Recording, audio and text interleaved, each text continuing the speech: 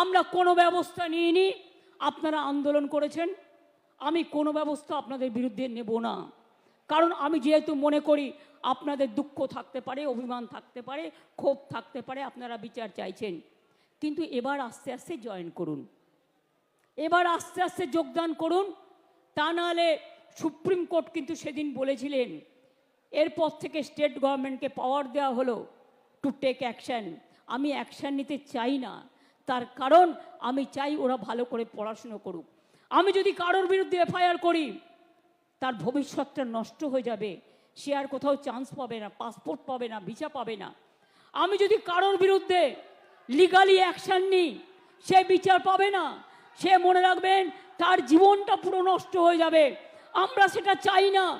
আমাদের সরকারের মানবিক মুখ আছে, মানবিক মুখ দিয়ে আমি আরও ডাক্তার তৈরি করতে চাই।